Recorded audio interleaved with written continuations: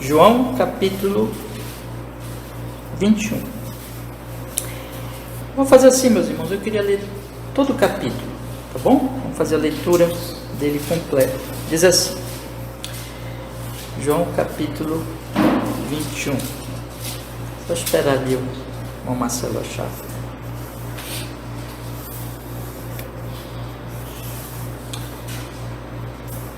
Evangelho de João capítulo 21, a partir do primeiro versículo. Diz a Escritura, meus irmãos: depois disto, manifestou-se Jesus outra vez aos discípulos junto do mar de Tiberíades, e manifestou-se assim. Estavam juntos Simão Pedro e Tomé, chamado Dídimo, e Natanael, que era de Caná da Galileia, os filhos de Zebedeu e outros dois dos seus discípulos. Disse-lhes Simão Pedro: vou pescar. Dizem-lhe eles: também nós vamos contigo. Foram e subiram logo para o barco, e naquela noite nada apanharam. E sendo já manhã, Jesus se apresentou na praia, mas os discípulos não conheceram que era Jesus. Disse-lhes, pois, Jesus: filhos, tendes alguma coisa de comer? Responderam-lhe: não. E ele lhes disse: lançai a rede para o lado direito do barco e achareis. Lançaram-na, pois, e já não a podiam tirar pela multidão dos peixes. Então aquele discípulo a quem Jesus amava disse a Pedro: é o Senhor. E quando Simão Pedro ouviu que era o Senhor, cingiu-se com a túnica, porque estava nu, e lançou-se ao mar. E os outros discípulos foram com o barco, porque não estavam distantes da terra, senão quase 200 côvados, levando a rede cheia de peixes. Logo que desceram para a terra, viram ali brasas e um peixe posto em cima e pão. Disse-lhe Jesus: trazei dos peixes que agora apanhastes. Simão Pedro subiu e puxou a rede para a terra, cheia de 153 grandes peixes, e sendo tantos, não se rompeu a rede. Disse-lhe Jesus: vinde, comei. E nenhum dos discípulos ousava perguntar-lhe: quem és tu? Sabendo que era o Senhor. Chegou, pois, Jesus e tomou o pão e deu-lhes, e semelhantemente o peixe. E já era a terceira vez que Jesus se manifestava aos seus discípulos, depois de ter ressuscitado dentre os mortos. E depois de terem jantado, disse Jesus a Simão Pedro: Simão, filho de Jonas, amas-me mais do que estes? E ele lhe respondeu: sim, Senhor, tu sabes que te amo. Disse-lhe: apacenta os meus cordeiros. Tornou a dizer-lhe segunda vez: Simão, filho de Jonas, amas-me? Disse-lhe: sim, Senhor, tu sabes que te amo. Disse-lhe: apacenta as minhas ovelhas. Disse-lhe terceira vez: Simão, filho de Jonas, amas-me? Simão entristeceu-se por lhe ter dito terceira vez: amas-me? E disse-lhe: Senhor, tu sabes tudo, tu sabes que eu te amo. Jesus disse-lhe: apacenta as minhas ovelhas. Na verdade te digo que quando eras mais moço, te cingias a ti mesmo e andavas por onde querias, mas quando já fores velho, estenderás as tuas mãos, e outro te cingirá e te levará para onde tu não queiras. E disse isto, significando com que morte havia ele de glorificar a Deus. E dito isto, disse-lhe: segue-me. E Pedro, voltando-se, viu que o seguia aquele discípulo a quem Jesus amava, e que na ceia se recostara também sobre o seu peito, e que dissera: Senhor, quem é o que te há de trair? Vendo Pedro este, disse a Jesus: Senhor, e deste, que será? Disse-lhe Jesus: se eu quero que ele fique até que eu venha, que te importa a ti? Segue-me tu. Divulgou-se, pois, entre os irmãos este dito, que aquele discípulo não havia de morrer. Jesus, porém, não lhe disse que não morreria, mas se eu quero que ele fique até que eu venha, que te importa a ti? Este é o discípulo que testifica destas coisas e as escreveu, e sabemos que o seu testemunho é verdadeiro. Há, porém, ainda muitas outras coisas que Jesus fez. e se cada uma das quais fosse escrita, cuido que nem ainda o mundo todo poderia conter os livros que se escrevessem. Amém e amém. Vamos orar, meus irmãos. Ó Senhor, estamos aqui nesta manhã, o Senhor nos trouxe a este lugar de culto, de adoração, para ouvirmos, Senhor, sua voz. Fale conosco. Abençoe essa série de estudos, Senhor, que estamos fazendo. Que o Senhor nos instrua, segundo a sua palavra santa, e nos edifique, nos use, Pai, para levar o Evangelho a outros. Nos prepare para isso, com perdão dos nossos pecados, em nome de Jesus Cristo, ó Deus Todo-Poderoso, e para a sua glória. Amém. Amém. Pode sentar, meus irmãos, pode sentar. Meus irmãos, nós, no domingo pela manhã, nós estamos trazendo duas séries de estudos. Estou estudando com vocês, num domingo eu estudo os 10 mandamentos, e no outro domingo eu estou trazendo, meus irmãos, um estudo sobre a palavra de Deus, sobre a doutrina da palavra de Deus. É um estudo da teologia bíblica e da missão da igreja. Então o meu intuito aqui, cada domingo eu vou fazendo assim, um estudo dos 10 mandamentos, outro a gente vai ministrando esse curso bíblico. Meu intuito aqui é exatamente, irmãos, trazer para vocês aquilo que a palavra de Deus ensina, as grandes verdades, as grandes doutrinas da palavra de Deus. Mas essas doutrinas não são meramente doutrinas, não é apenas alguma coisa que nós temos que conhecer teoricamente, dizer assim, eu conheço isso, mas na verdade, meus irmãos, é a verdade de Deus, é a palavra de Deus, é a revelação de Deus para nós. Deus deixou este livro santíssimo como a sua palavra para nós, para que nós pudéssemos conhecê-lo, saber quem ele é, crer nele e viver para a sua glória, viver para a honra do seu nome e termos esperança, porque na verdade essa vida, ela não acaba aqui, ela é uma vida eterna, ela é uma vida que continua, mesmo depois de nossa morte. Então nós estamos aqui, irmãos, para exatamente estudarmos, para crescermos no conhecimento do nosso Deus, sabemos quem Ele é, mas tem também um outro ponto aqui, por isso que eu estou colocando esse nosso curso, vamos dizer assim, esse nosso curso, né? O nome dele é Teologia e a Missão da Igreja, ou seja, nós conhecemos a doutrina bíblica e nós entendemos que essa doutrina tem a ver com a missão nossa como igreja do Senhor Jesus. O que nós somos, para que nós existimos, e o que nós temos que fazer nesse mundo. Então eu gostaria muito de que, com a graça de Deus, trazer essas reflexões aos irmãos, esses pensamentos, essas verdades bíblicas, sobre a doutrina, exatamente conforme a palavra de Deus, aplicada à igreja, a missão da igreja, a vida da igreja. E semana retrasada, como eu disse, eu estou intercalando os estudos. Semana retrasada nós fizemos nosso primeiro estudo, e nós estamos aqui numa primeira disciplina, irmãos, do nosso curso bíblico, que é exatamente nós tratarmos da igreja, o que é a igreja, a natureza da igreja, o que é a igreja e o que ela faz, para que ela serve, qual é a utilidade dela nesse mundo. Então nós vamos estudar isso com a graça de Deus.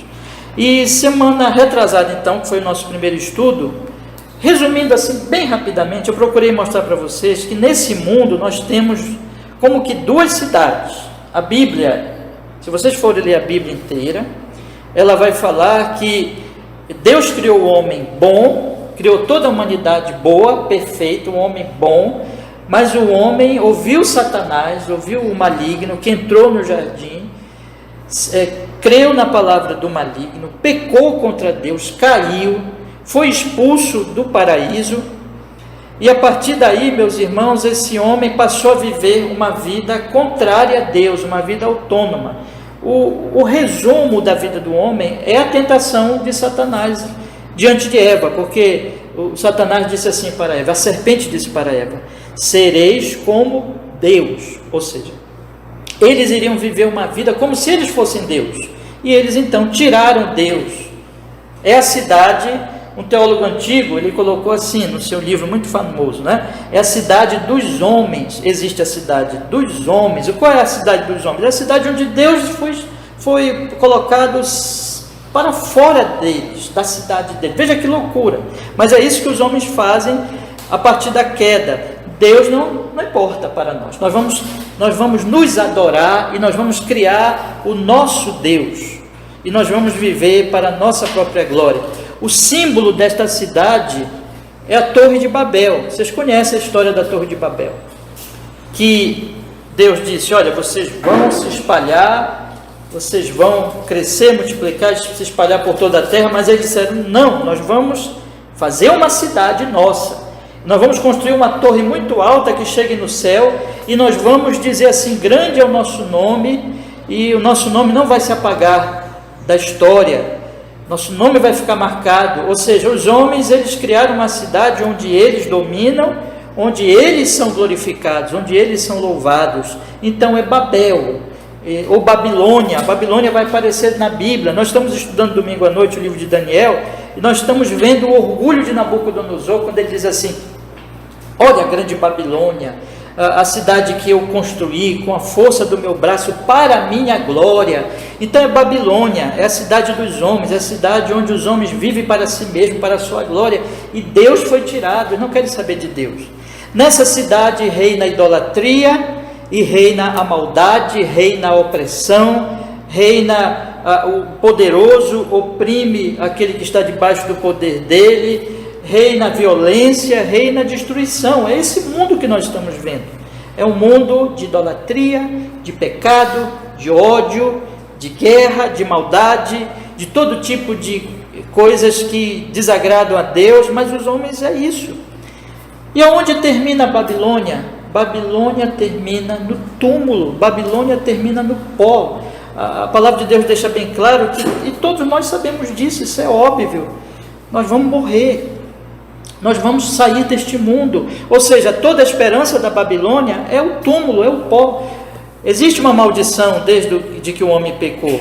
Do pó tu vieste, ao pó tu voltarás, tu vais morrer, né? Então a maldição lá de Gênesis capítulo 3, ou seja, o salário do pecado é a morte. Os homens têm desprezado a Deus, mas isso é uma completa loucura, porque Deus não deixa de ser Deus.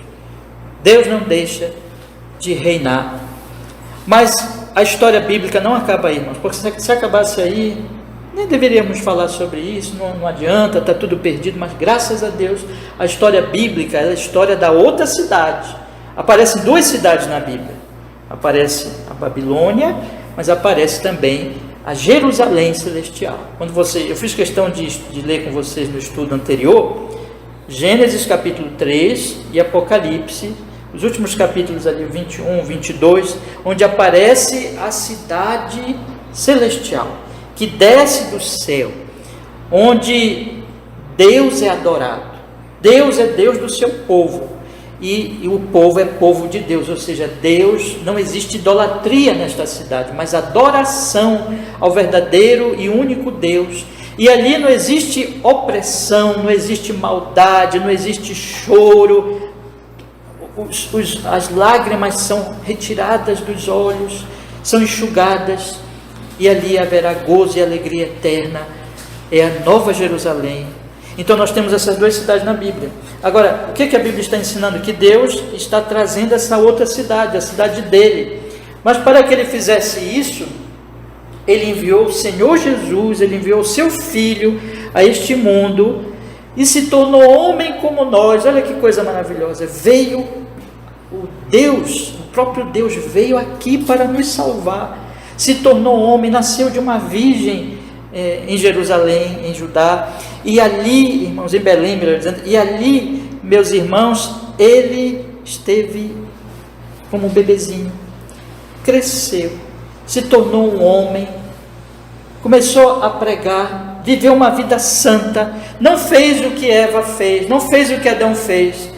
Você lembra que ele dizia? Eu tenho uma comida, ele diz no Evangelho de João, eu tenho uma comida, eu tenho uma bebida, e a minha comida e a bebida é fazer a vontade do meu Pai. Ele vivia uma vida perfeita, ele era homem como nós, Deus homem, totalmente Deus, totalmente homem, unidos nessa pessoa. Esse é um mistério que nós não podemos entender, mas nós confessamos uma só pessoa, duas naturezas, uma natureza divina, uma natureza humana, e este homem foi perfeito, esse homem viveu em completa submissão ao seu Pai Celestial, e esse homem amou, esse homem viveu apenas fazendo bem para todas as pessoas que estavam em volta de si, viveu uma vida santa, e morreu numa cruz. Por quê? Não pelos seus pecados, mas pelos pecados, aqui que eu quero chamar a atenção de vocês, daqueles que vão morar na nova cidade, na Jerusalém, porque eles tinha que resolver o problema dessas pessoas. Essas pessoas que serão salvas, que viverão nessa cidade santa, elas são da Babilônia também. Elas também pecaram contra Deus em Adão e têm vivido na Babilônia pecando contra Deus, mas Jesus veio resgatar essas pessoas. Jesus veio tirar essas pessoas da Babilônia, mas primeiro ele teve que morrer por elas, primeiro ele teve que se tornar homem como elas, e morrer pelos pecados delas, pagar pelos pecados delas, porque elas são pecadoras, e ele pagou totalmente, cabalmente, plenamente, os pecados delas na cruz do Calvário. E a partir do momento que ele também diz assim agora aos seus primeiros apóstolos: ide por todo o mundo pregar o evangelho a toda criatura, ide pela Babilônia, porque a Babilônia é o mundo, vão pelo mundo, prega o evangelho à Babilônia, quem crer e for batizado será salvo. Essas pessoas que ouvirem o evangelho, que confiarem em mim como o único salvador delas, naquele momento que elas confiam, elas estão salvas, elas são perdoadas, sem obra nenhuma, totalmente de graça, é a salvação pela graça. Essas pessoas então, elas passam a fazer parte agora da Nova Jerusalém, elas são agora adoradoras. Se vocês forem ler, eu até citei aqui no nosso culto, João capítulo 4, se vocês forem ler, Jesus diz para a mulher samaritana: olha, Deus está operando isso, Deus está chamando os verdadeiros adoradores, aqueles que vão deixar a Babilônia, aqueles que vão deixar a idolatria e vão viver agora em adoração pelo Espírito Santo, em adoração ao verdadeiro Deus. Então ele está tirando esse povo da Babilônia e trazendo para a nova cidade. Mas onde é que está essa cidade? Onde é que está essa Nova Jerusalém nos nossos dias, meus irmãos? Eu disse para vocês no último estudo que existe duas realidades na Bíblia Sagrada. Existe essa realidade de um reino de Deus, de uma cidade nova, Jerusalém, que nós podemos chamar também de reino de Deus, ou reino dos céus. Lembra que o Senhor Jesus Cristo disse, e João Batista também disse: arrependei-vos porque é chegado o quê? O reino de Deus. Então esse reino de Deus, podemos chamar de reino de Deus, reino dos céus, ou Jerusalém celestial. Essa cidade, esse reino, ele já está entre nós, mas ele ainda não está entre nós. Existe a verdade de que ele já está presente, o reino de Deus. Já está presente aonde, pastor? Ele já está presente no coração de todo aquele homem, toda aquela mulher que ouve o evangelho, que se arrepende dos seus pecados, que deposita a sua fé unicamente na pessoa do Senhor Jesus para a sua salvação, que confia em Cristo para a sua salvação. O Espírito Santo já habita nessa pessoa. O reino de Deus já está nessa pessoa. Essa pessoa já é uma adoradora de Deus, ela já é uma filha de Deus. Porém, o reino de Deus ainda não está estabelecido, porque ele só será estabelecido, conforme o livro de Apocalipse, conforme outras partes da Bíblia, quando Jesus voltar. Então, o reino, a cidade já está presente, o reino já está presente, mas não, vamos dizer assim, de forma plena, visível, mas ele vai estar presente no futuro, quando Jesus voltar, trouxer o juízo final, restaurar esse mundo, Jerusalém vai descer do céu, aí terá um novo céu, uma nova terra, onde habita a justiça, onde Deus é adorado. Quando isso acontecer, o reino vai se estabelecer. Mas ainda não se estabeleceu plenamente, mas já está presente. E aí que nós chegamos no assunto igreja. O que é a igreja? O que é a igreja? A igreja é a embaixada do reino. a igreja neste mundo é aquela comunidade de pessoas que estão espalhadas por toda a Babilônia, mas que não são mais da Babilônia. Eles estão no mundo, mas eles não são mais do mundo. Eles estão aí andando entre as pessoas, vivendo, trabalhando, estudando, fazendo as coisas que são normais aqui da vida, que não são pecado, mas eles não pertencem mais à Babilônia, à idolatria e ao ódio que impera na Babilônia, ao egoísmo e à maldade que impera na Babilônia. Eles são agora do reino de Deus. Porém, essas pessoas, elas estão se juntando em igrejas locais. Existe a igreja no sentido, eu posso colocar assim, existe a igreja no sentido da mente de Deus, que Deus conhece a igreja plenamente. Existe a igreja no sentido, irmãos, de o povo de Deus espalhado por todo o mundo atual. Mas existe também a igreja no sentido local, no sentido que nós estamos fazendo aqui nesta manhã. Nós saímos das nossas casas para nos reunir. Nos reunir com quem? Nos reunir com a igreja. Nos reunir com aqueles que creem nisso que eu estou falando para vocês. Que creem em Jesus, que creem que existe um pecado no mundo, que creem que Jesus é o único Salvador, que estão esperando a Nova Jerusalém. Essas pessoas se congregam, e elas se congregam especialmente nesse dia que nós chamamos o dia do Senhor, o domingo, e elas então se congregam para quê, irmãos? Para juntas adorarem ao Rei. Juntas elas adoram ao Rei delas. Elas juntas ouvem Ele falar através da sua palavra. Elas juntas conhecem mais a Ele.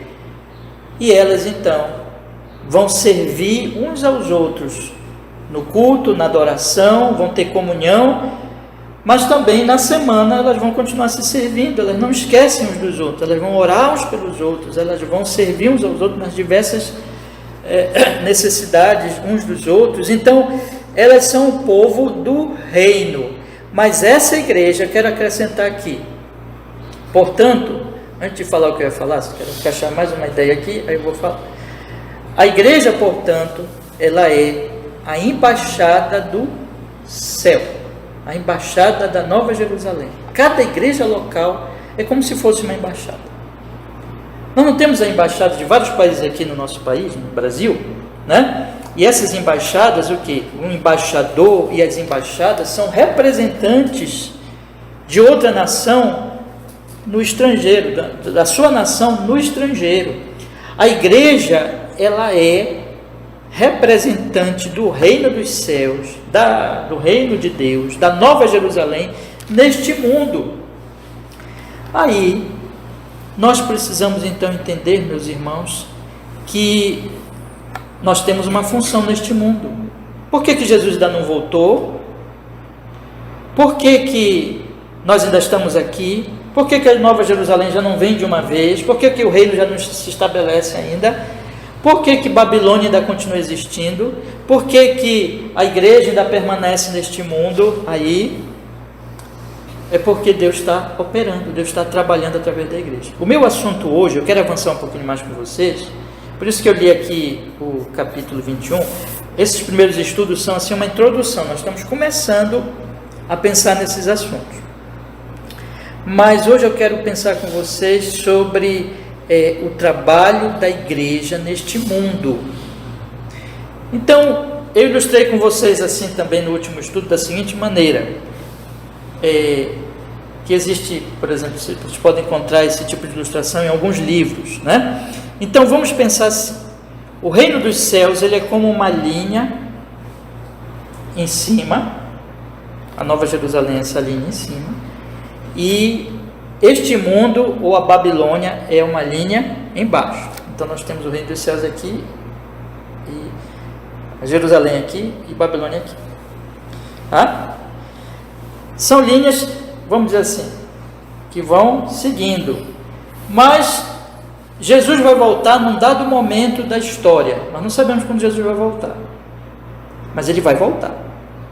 Quando Jesus voltar, vai acabar Babilônia, vai existir só Jerusalém. Então, é como se essa linha fosse aqui, aí desce uma subida agora, quando Jesus volta, ela sobe, e ela agora se transforma na Jerusalém, tá? Vocês estão conseguindo visualizar? Tá? Tá dando? Então, vamos pensar assim, aí tem aqui, vem essa linha aqui, que é Babilônia, aí aqui ela se encerra, aí ela sobe, e Jerusalém agora, só Jerusalém, não tem mais Babilônia para cá. E para cá, antes de Jesus voltar, onde é que está Jerusalém? Jerusalém já existe, está no céu, está na glória, né? Mas ela ainda não está manifesta aqui neste nosso mundo. Então, nós podemos representar com pontinhos Jerusalém, são pontinhos, é uma reta pontilhada. Então, enquanto aqui você tem uma reta, né, que é a Babilônia, e aqui você tem os pontinhos que é a Jerusalém. Ou seja, ela já existe, mas ela ainda não está manifesta. A Babilônia está aí ainda. Mas quando Jesus volta, acaba os pontinhos e acaba a Babilônia e começa uma reta mesmo completa, que é a Nova Jerusalém. Essa ilustração eu considero útil para nós entendermos isso aqui. Olha. Então, o que está acontecendo no mundo hoje? Nós temos a Babilônia, mas nós temos a Nova Jerusalém, só que ainda não manifesta, mas no coração dos crentes e as igrejas. Jesus disse, ide por todo mundo pregar o evangelho a toda criatura, e Jesus disse também, fazei o que, irmãos? Lembra? Discípulos. Então, onde é que você faz discípulos? Você faz discípulos nas igrejas. Quando você começa a estudar Atos dos Apóstolos, o que os apóstolos fizeram? Eles foram plantando igrejas. Eles foram fundando igrejas locais. A primeira igreja foi em Jerusalém, mas o evangelho saiu de Jerusalém. Lembra? Recebereis poder, descer sobre vós o Espírito Santo, ser meus testemunhos tanto em Jerusalém como em toda a Judeia, Samaria, até os confins da terra. A igreja foi se espalhando. E na medida que a igreja foi se espalhando, o que está se espalhando? O reino de Deus. O reino de Deus. Então, cada igrejinha local, não importa o tamanho, igrejas pequenas, igrejas grandes, não importa. Mas cada igreja verdadeira, porque existem também igrejas falsas, né? Mas esse não é o meu assunto hoje. Mas cada igreja verdadeira é uma igreja onde ali se prega o evangelho de Cristo e as pessoas estão crendo, o Espírito Santo está juntando aquele povo ali, e aquele povo é um povo agora que vive uma nova realidade da Nova Jerusalém. Mas esse povo é perfeito, irmãos? Não, esse povo não é perfeito, porque a Nova Jerusalém ainda não veio totalmente. Perfeição só vai existir quando Jesus voltar. O pecado só vai ter presença quando Jesus voltar. O pecado, ele não tem hoje poder na igreja mais, poder, mas ele está presente. O pecado hoje não pode mais condenar a igreja, porque Jesus já nos justificou, mas ele ainda está presente. Então, ele não tem mais, nós não somos mais condenados, nós não temos mais por que nos submeter ao pecado, como as pessoas da Babilônia. As pessoas da Babilônia estão condenadas ainda, e as pessoas da Babilônia estão escravizadas pelo pecado. A igreja não. A igreja, ela está o quê? Justificada, não tem mais condenação, ela não tem mais o poder do pecado, não está mais sobre a igreja pode dizer não ao pecado. Jesus já libertou a igreja do pecado, Jesus já deu o Espírito Santo, mas a igreja ainda tem a presença do pecado, irmãos. Nós não somos perfeitos. Eu quero ler com vocês hoje aqui, e nós vamos meditar um pouquinho. Estou fazendo essa introdução, a gente vai entrar no texto, e se não concluirmos hoje, a gente vai continuar na próxima aula, tá? Mas observe aqui então, o que ocorre neste momento com a igreja? A igreja é uma embaixada do céu, e ela está no mundo para exercer, e agora eu vou usar aqui o nosso texto, duas funções.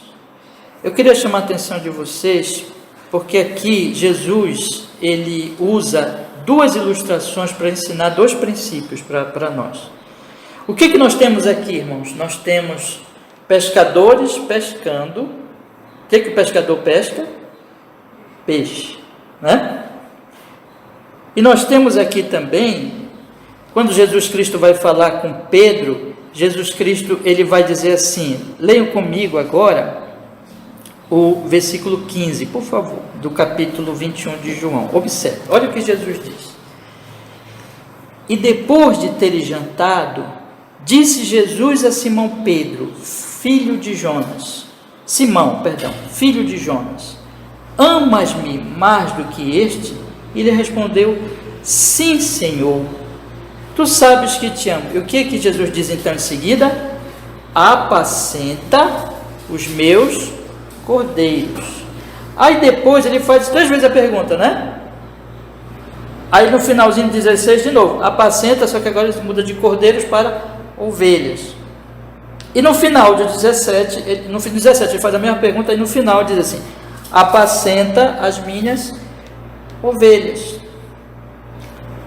Nós temos aqui então 2 tipos de trabalho, vamos dizer assim, que Jesus usa para ilustrar 2 princípios diferentes que eu quero tratar com os irmãos agora. Olha, nós temos os pescadores e os peixes. Nós temos os pastores e as ovelhas. Guardem isso, tá? Vou repetir aqui. Nós temos pescadores e os peixes. E nós temos pastores e ovelhas. Quando você vai pensar aqui no milagre de Jesus, os discípulos tinham passado uma noite toda, não tinham conseguido pescar nada. Aí Jesus está lá na beira da praia de manhãzinha cedo e diz assim, olha, joguem a rede bem ali, à direita. E eles jogam a rede. Quando eles jogam a rede, eles pescam uma quantidade enorme de peixes. Quer dizer, o que foi aquilo?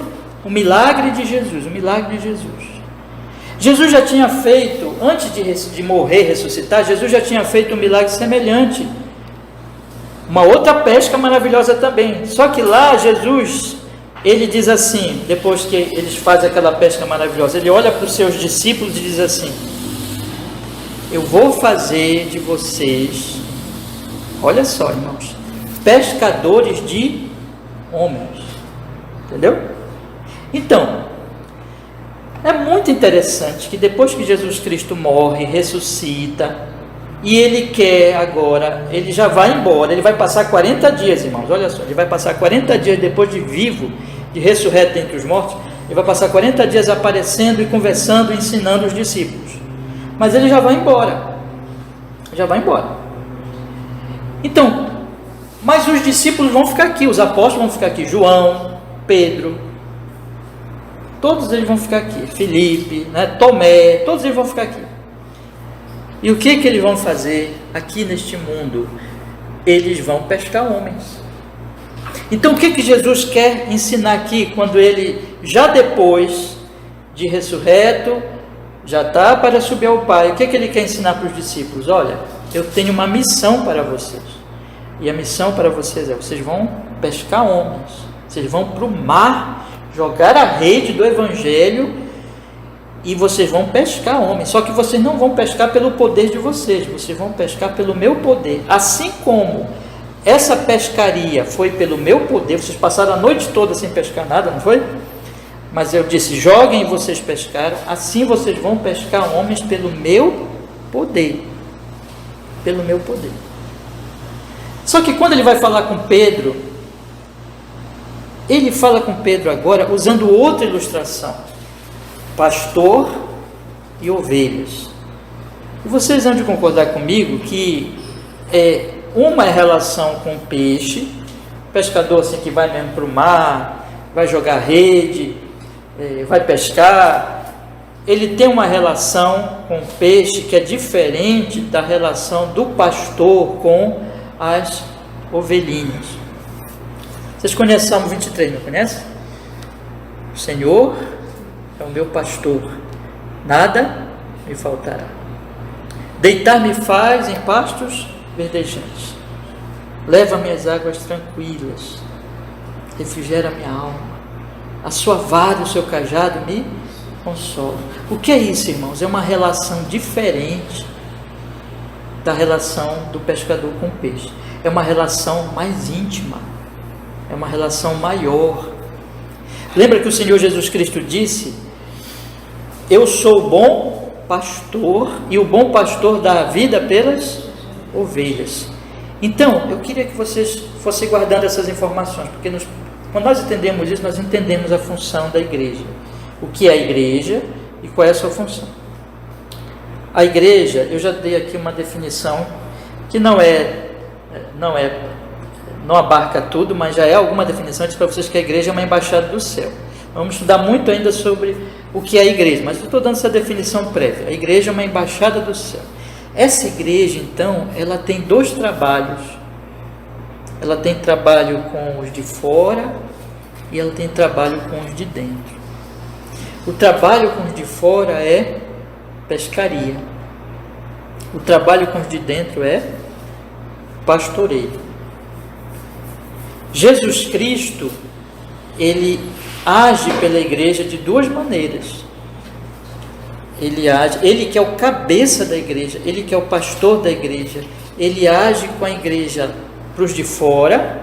O que ele diz para os de fora? Vocês precisam ir lá na Babilônia, no mar da Babilônia, e jogar a rede do evangelho, e eu vou trazer pelo meu poder os peixes para a rede. Então, o que é isso, irmãos? Que Jesus Cristo, ele está chamando, ele está pescando pela igreja. Então,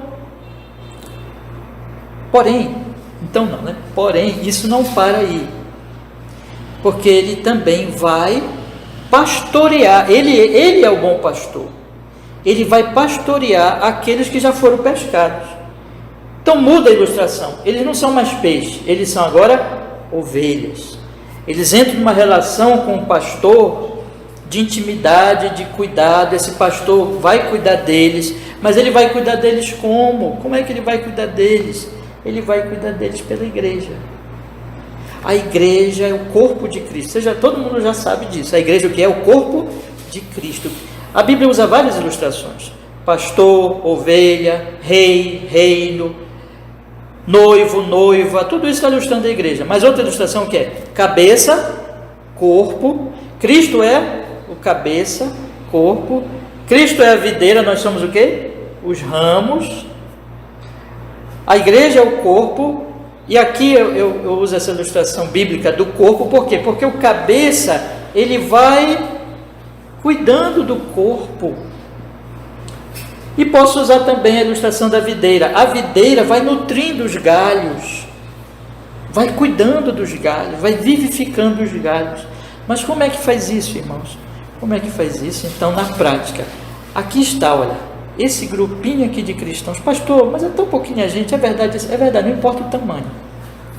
Mas se eu sou um cristão, você é um cristão, você crê no Senhor Jesus como seu Senhor e seu Salvador, você já faz parte do reino de Deus, já faz parte da igreja. E nós aqui somos já uma comunidade cristã, uma igreja local, e nós temos um pastor. Esse aqui que vos fala é apenas um pastor humano fraco, tão humano como vocês, mas na verdade nós temos um pastor, que não sou eu, nem é nenhum pastor humano. Qual é o verdadeiro pastor? É Jesus. Jesus é o pastor. E como é que Jesus está cuidando de nós, irmãos? Ele está cuidando de nós como pastor. Ele está nos pastoreando. Só que ele está fazendo isso por nós mesmos. Olha, ainda agorinha a nossa querida irmã Ivaneide, né, irmã Ivaneide? A irmã Ivaneide pediu para o irmão Marcelo: irmão, acha que o texto para mim, não foi? O que é isso? O irmão está cuidando da irmã Ivaneide. Só para dar um exemplo aqui do que acontece no culto. E assim, nós estamos cuidando uns dos outros. Nós estamos nos ajudando, nos fortalecendo, nos apoiando nas nossas necessidades, na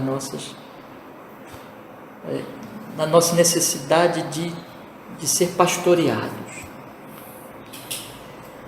Num certo sentido, a gente tem aquele homem que é o líder da igreja, que a gente chama de pastor, e é bíblico isso. Mas, no certo sentido, todos nós somos pastores. Nós somos pastores uns dos outros. Nós cuidamos uns dos outros. Nós estamos ali, apoiando, cuidando uns dos outros.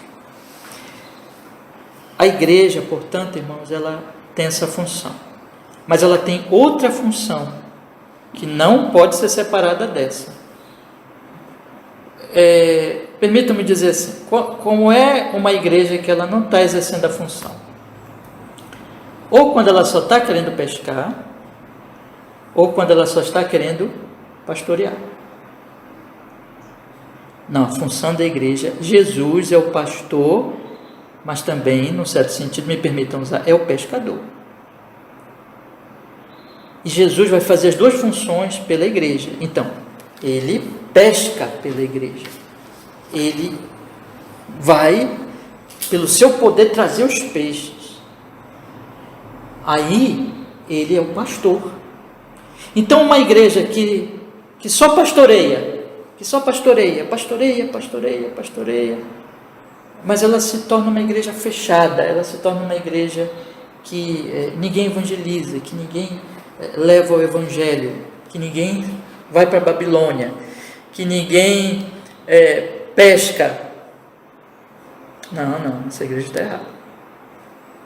Agora, uma igreja que tem uma função assim, que tem uma visão assim, não, mas nós temos que evangelizar, nós temos que pescar, nós temos que atrair as pessoas para a nossa congregação, nós vamos agora pescar, mas ela não pastoreia, não nutre, não cuida das suas ovelhas. As pessoas até vêm para essa igreja, mas elas chegam ali, elas não são o quê? Pastoreadas, elas não são cuidadas, elas não são nutridas, elas não conhecem o bom pastor. Essa igreja também está errada. Os dois estão errados. A igreja, ela é que pesca e que pastoreia. E isso é um equilíbrio total. De forma que, quero lhes mostrar agora, irmãos, no texto, e a gente só está ainda colocando os pontos introdutórios aqui. No texto nós vamos observar como é que as coisas acontecem. Quando vocês pensam em Tomé, o que vocês lembram? A gente fala Tomé. O que vem logo na nossa mente? Credulidade, né? Quando vocês pensam em Pedro, o que vocês pensam? Diga, irmã. No galo, que ele negou Jesus 3 vezes, não foi? Possibilidade, né? Agora, não digam isso para mim aqui, mas diga, pense você se identificaria mais com Tomé ou com Pedro? Nas suas fraquezas. Você tende à incredulidade, você tende à impulsividade, aquela coisa assim, que você se enraivece logo, e você quer fazer as coisas logo, quer cortar logo a orelha do Malco, né? Ou você não... Você fica duvidando. Ou quem sabe você se parece com os dois, num certo sentido. Mas isso é igreja, irmãos. O Tomé estava na igreja, o Pedro estava na igreja. Quer dizer que a igreja não é gente perfeita. A igreja tem um Tomé, a igreja tem um Pedro. A igreja tem... Olha, bora voltar um pouquinho aqui, lá para o capítulo 14. Capítulo 14. Eu vou só ler o Evangelho de João mesmo hoje, tá? Então, olha, a igreja tem, por exemplo, um Filipe, aqui no versículo 8, olha o Filipe no versículo 8, vamos ler o versículo 8, capítulo 14, versículo 8.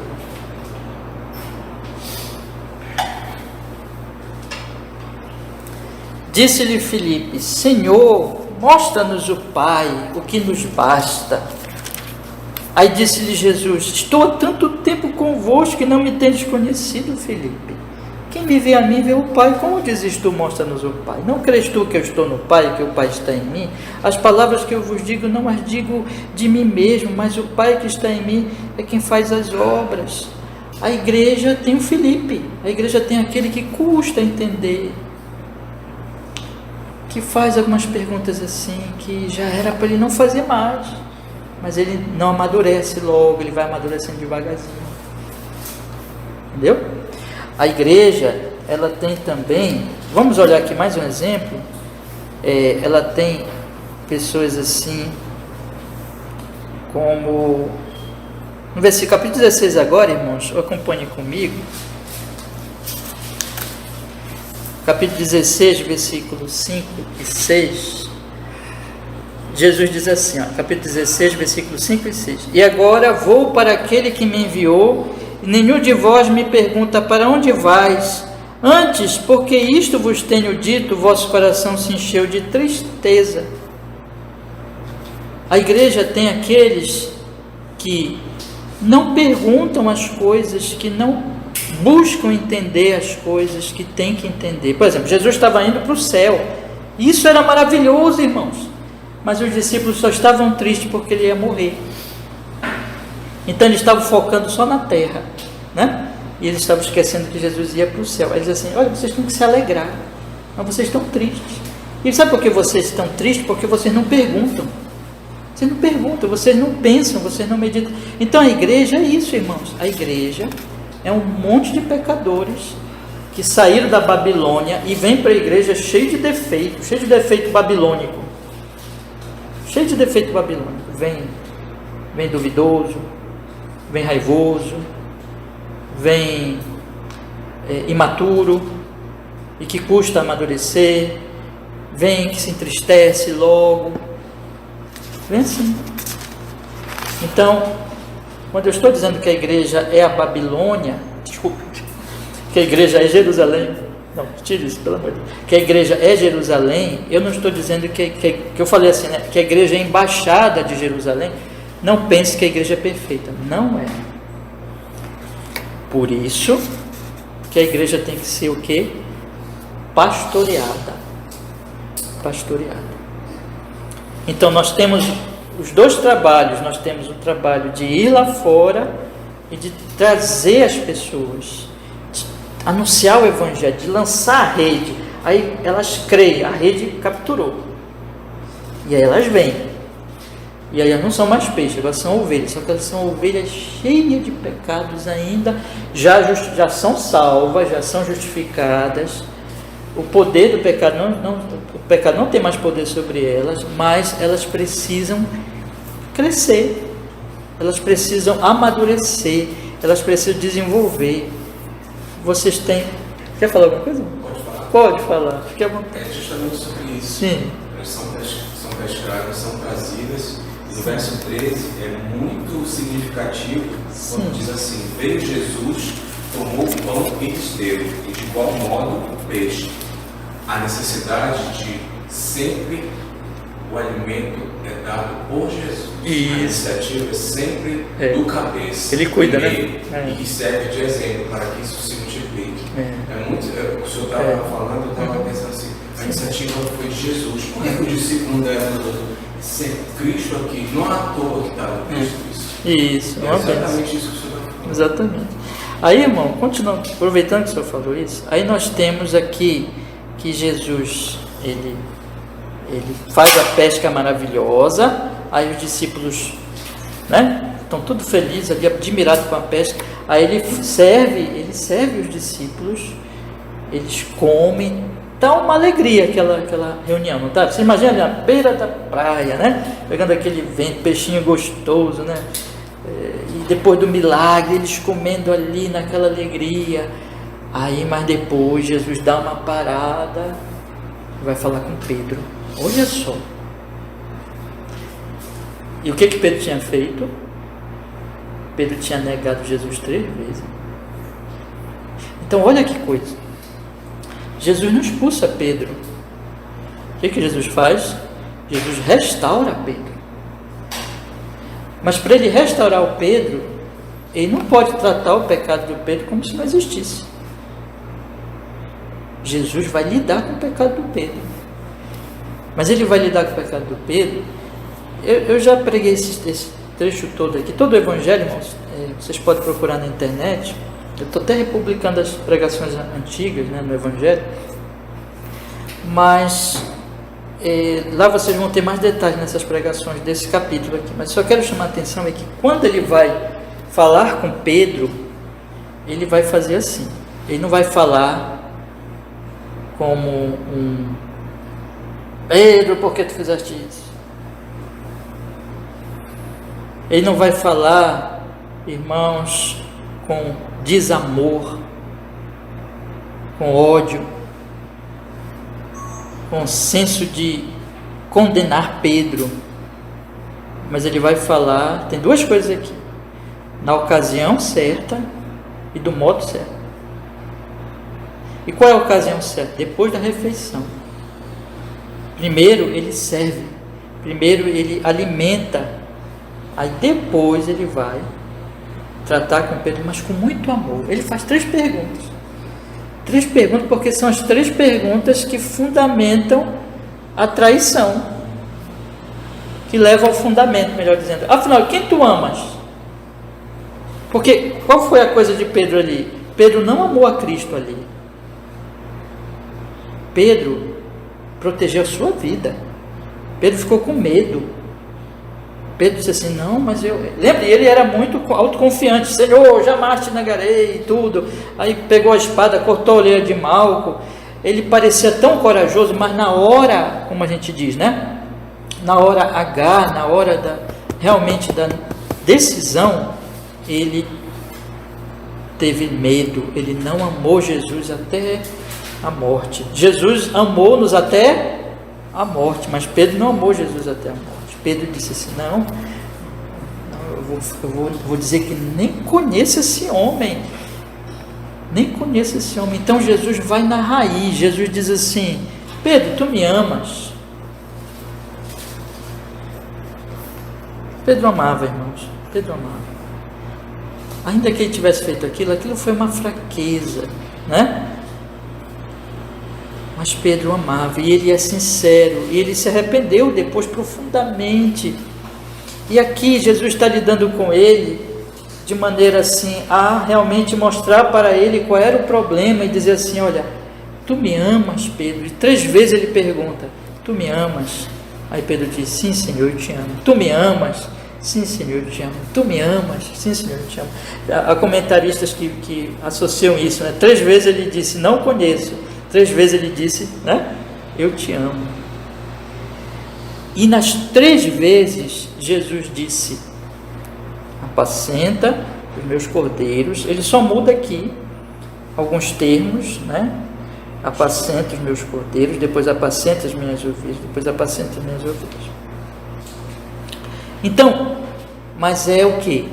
Ele recomenda, cuida das minhas ovelhas. O que Jesus está dizendo aqui? Tu vais ter que cuidar desse povo que são meus, olha só, minhas ovelhas, mas tu só vais cuidar das minhas ovelhas se tu me amas. Então, nas ovelhas tem um Pedro como tu, no meio das ovelhas tem um Tomé, no meio das ovelhas tem um Filipe, no meio das ovelhas tem os defeituosos, todos são pecadores ainda, mas eu te digo, cuida deles, e por amor a mim, mesmo quando for difícil cuidar deles, porque não vão ser fáceis, mas por amor a mim, cuida deles. Vocês percebem? Então, aqui está, meus irmãos, o ponto: amar a Jesus, amar as ovelhas. Se eu amo Jesus, eu amo as ovelhas. Se eu amo Cristo, eu amo as ovelhas de Cristo. Isso me faz lembrar também quando o profeta Daniel diz para Nabucodonosor que Nabucodonosor não amava a Deus, Nabucodonosor era soberbo, e quando o profeta Daniel apresenta o sonho, diz que o Nabucodonosor vai virar um animal, e apresenta para ele, mas aí ele dá um conselho para ele. E o conselho de Daniel nem é assim, olha, te prostra diante de Deus, te humilha diante de Deus. Nem é esse diretamente, mas é assim, faz bem aos pobres. O que é isso? Porque na Babilônia, porque não se ama a Deus, se persegue os pobres. Mas a Nova Jerusalém é diferente. Na igreja de Cristo é diferente. Porque nós amamos Deus, nós fazemos bem aos pobres. Porque nós amamos Deus, a Cristo, nós amamos as ovelhas de Cristo, não importa que elas sejam Tomé, Pedro, Filipe. Nós cuidamos delas. Então é um outro mundo, irmãos. É a Nova Jerusalém. E o ponto é esse, quem tu amas. Porque quando Pedro negou Jesus lá, ele estava se amando, ele estava sendo um babilônio. Porque o babilônio, ele só pensa em si, ele só pensa, ele é um Nabucodonosor, ele está nem aí para os outros. Mas um morador de Jerusalém, ele não é mais assim. Agora, esse é um processo que vai acontecendo. É por isso que nós temos que ter o pastoreio. É por isso que nós estamos aqui todo domingo ouvindo pregação. Todo domingo a gente vem para a igreja, vem orar, vem meditar, porque Jesus está nos pastoreando, nos limpando da Babilônia, nos limpando dos ídolos, nos limpando dos ódios, nos limpando do egoísmo e nos fazendo pessoas que amam cada vez mais fortemente a Deus e aos irmãos e aos que estão lá fora. Os nossos irmãos, nós vamos amá-los cuidando deles. E os que estão lá fora, nós vamos amá-los também, levando o Evangelho a eles. E sendo testemunha de Cristo no meio da Babilônia, meus irmãos. Eu vou parar por aqui hoje, mas eu queria deixar para vocês então alguns pensamentos, e aí na próxima aula a gente vai continuar daqui, tá bom? Então essas aulas são ainda introdutórias. Mas o que é que nós aprendemos aqui hoje? Nós aprendemos aqui hoje que existem, eu enfatizei novamente que existem as duas cidades, mas a Jerusalém, ela está representada na igreja, ela é a igreja, no sentido também podemos dizer, e ela é a igreja, uma embaixada dela, e que a igreja tem duas funções, de pescador e de pastor. Então, ela pesca e ela pastoreia, ela pesca os de fora e ela pastoreia os de dentro, mas não é ela que faz, é Cristo que faz por ela. E nós vimos que esse trabalho do pastoreio, foi o que eu enfatizei mais até do que a pescaria, a gente vai enfatizar também a pescaria, mas hoje eu enfatizei mais o pastoreio. Esse trabalho do pastoreio, meus irmãos, ele é um trabalho em que nós vamos, por amor a Jesus, cuidar uns dos outros, para que gradativamente nós venhamos nos parecer mais e mais com cidadãos mesmo de Jerusalém, adoradores de Deus, amantes uns dos outros, servos uns dos outros, humildes, e cada vez menos parecido com Babilônia, cheio de idolatria, de ódio, de opressão, de egoísmo, de maldade. Então nós vamos, por isso nós temos que estar aqui, nós estamos sendo pastoreados. No próximo estudo, e aqui eu só vou abrir para você já ir pensando, isso tem a ver com a pescaria. Por quê? Porque uma igreja que ela não faz esse trabalho do pastoreio, ela não pesca. Vocês vão encontrar igrejas que não fazem isso e elas parecem pescar. Mas está acontecendo outra coisa ali. Não está acontecendo a verdadeira obra do Espírito Santo. Está acontecendo outra coisa. Está se usando de meios falsos para encher aquele lugar. Está se usando de pregações mentirosas para atrair as pessoas. Então, os de dentro não estão sendo pastoreados, nem está sendo feito pescaria de verdade. Porque o pastoreio só acontece na palavra, pela palavra de Jesus. E daí vai ter a pescaria. Mas a igreja, que aparentemente, tem essa outra questão aqui, que parece que está pastoreando, mas não pesca, também não está pastoreando. Porque essas coisas, elas vão levar, elas estão conectadas. Vocês veem o Senhor Jesus Cristo dizer para João que ele deveria apacentar as ovelhas, mas você vê Jesus dizer também para eles todos que eles deveriam pescar. E você observa que quando diz aqui, irmãos, no versículo 24, vamos ler também: este é o discípulo que testifica dessas coisas e escreveu, e sabemos que o seu testemunho é verdadeiro. Ou seja, quando tem pastoreio, tem testemunho, e testemunho tem a ver, claro, com pescaria. Eu vou testemunhar diante da Babilônia que Jesus é verdadeiro Messias, que Jesus é o Salvador. E Jesus disse também, irmãos, vamos voltar um pouquinho lá para o capítulo 17, e aqui eu vou encerrar mesmo. Jesus disse no capítulo 17 e no versículo